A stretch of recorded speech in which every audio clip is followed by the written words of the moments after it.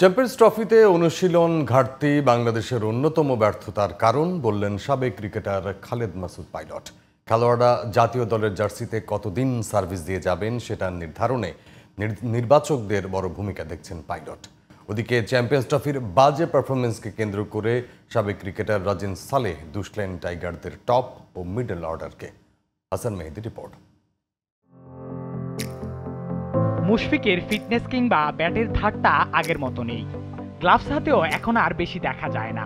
দল থেকে বিদায় নিতে না চাইলেও একটা সময় ইতি টেনেই দিতে হয়। তাই চ্যাম্পিয়ন্স ট্রফিতে বাজে পারফরমেন্সের পর দেশে ফিরে দিন কয়েকের ব্যবধানে ওয়ানডেকে বিদায় জানিয়ে দিলেন বাংলাদেশের অন্যতম এই কান্ডারি। পারফরমেন্স হয়তো ভালো করে না, তার জন্য হয়তো সে মেন্টালি হয়তো ফিল করেছে যে গিল্টি ফিল করেছে, না আমার মনে হয় এখন রাইট টাইম টু টেক, নিজেকে হয়তো এখান থেকে সরে যাওয়া। এটা সবচেয়ে বড় দায়িত্ব হচ্ছে সিলেক্টর বা টিম ম্যানেজমেন্ট। কেন টিম ম্যানেজমেন্ট একটা প্লেয়ার হয়তো সে তাকে নিজেকে নিয়ে চিন্তা করে, আর টিম সিলেক্টর 30 জনকে ছেলেকে নিয়ে চিন্তা করে যে কাউকে কখন কোন সময় কে খেলবে, কে ক্যারি করবে, কে ক্যারি করবে না।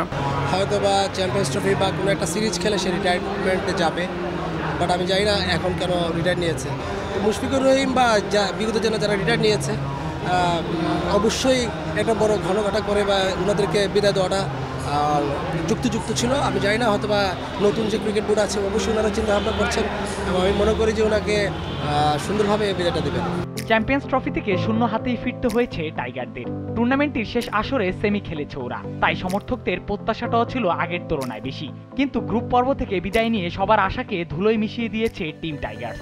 আইসিসির ইভেন্টের পর্দা ওঠার আগে ঠিকঠাক অনুশীলনের সময় পায়নি ক্রিকেটাররা, আর তারই ছাপ পড়েছে টিম পারফরমেন্সে। মানে প্রিপারেশনটা আসলে ভালো ছিল না। চ্যাম্পিয়ন্স ট্রফির জন্য এরকম একটা ওয়ানডে কোয়ালিটি টুর্নামেন্ট খেলতে যাবেন, তার আগে আপনার মাত্র 13 দিনের মাথায় টি20 খেলে without any match, one day match না খেলে আপনি চলে যাচ্ছেন চ্যাম্পিয়ন্স ট্রফিতে।